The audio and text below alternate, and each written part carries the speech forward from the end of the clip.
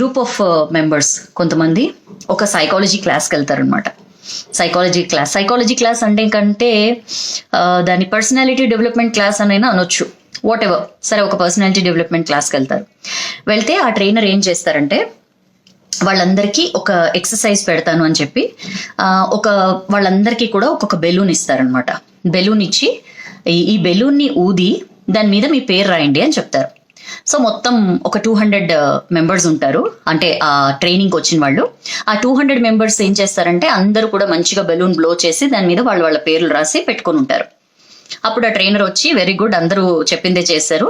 ఇప్పుడు ఏం చేస్తారంటే పక్కన ఇంకొక హాల్ ఉంది, వెళ్ళి ఈ బెలూన్స్ అన్ని కూడా ఆ హాల్లో వదిలేసేయండి అని చెప్తారు.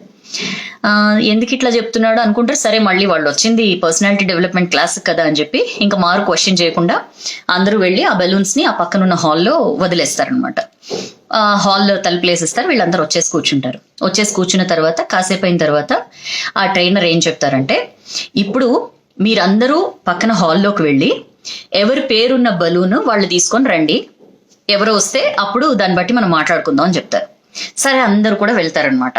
వెళ్ళి మొత్తం హాల్లో తనకలాడుతూ ఉంటారు, వెతుకుతూ ఉంటారనమాట. ఎక్కడుంది నా బలూన్ అని చెప్పి అందరూ వెతుకుతూ ఉంటారు. మొత్తం 200 మెంబర్స్ ఒక పెద్ద హాల్లో వాళ్ళు రాసిన పేరున్న బెలూన్ కోసం వెతుకుతూ ఉంటారు.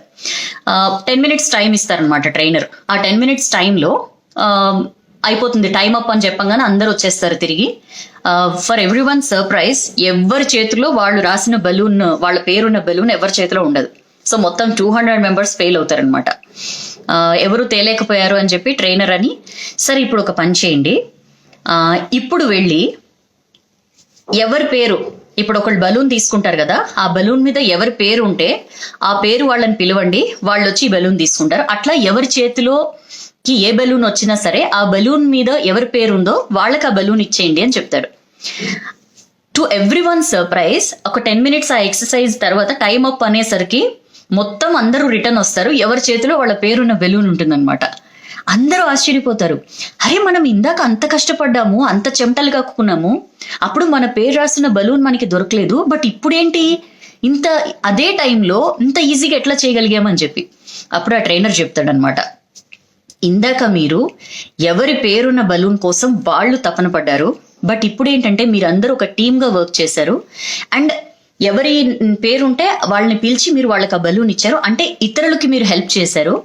సో మనం లైఫ్లో కూడా యాజ్ ఇట్ ఈజ్ ఇదే జరుగుతుందండి. ఎప్పుడైతే నేను, నా ప్రయోజనం, నా లాభాలు, నా పేరు, నా ప్రతిష్ట, ఇట్లా ఎప్పుడైతే నా నా నా అని పాకులాడతామో మనం చాలా మైన్యూట్గా ఉంటామండి. ఒక్కసారి ఆ నా అనే దాని నుంచి బయటకు వచ్చి మనం వీ యాజ్ అ ఫ్యామిలీ, లేకపోతే we as a group of friends, లేకపోతే వీ యాజ్ అ టీమ్, లేకపోతే వీ యాజ్ అ సొసైటీ అని చెప్పి ఎప్పుడైతే మనం మన దగ్గర దొరికిన బలూన్ ఫలానా వాళ్ళదని చెప్పి వాళ్ళకి ఎప్పుడైతే ఇచ్చేస్తామో ఆటోమేటిక్గా మన పేరున్న బలూన్ మన దగ్గరకు వచ్చింది.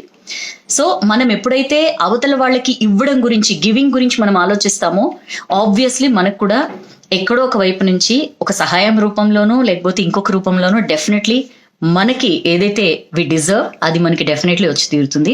సో ఈ చిట్టి కథలో ఎంత విషయం ఉంది కదా, నాకైతే చాలా చాలా బాగా నచ్చింది.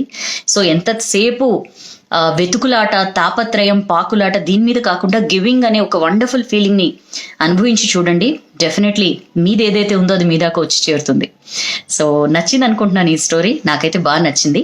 నచ్చితే డెఫినెట్లీ షేర్ చేయండి, బాగా నచ్చితే లైక్ చేయండి, షేర్ చేయండి, ఇంకా అంతకంటే ఏం చేస్తారు. బట్ వీడియో మొత్తం చూడండి, that gives me happiness. So thank you so much for your lovely participation. మళ్ళీ మరొక వీడియోలో కలుద్దాం. This is your Soujanya signing off.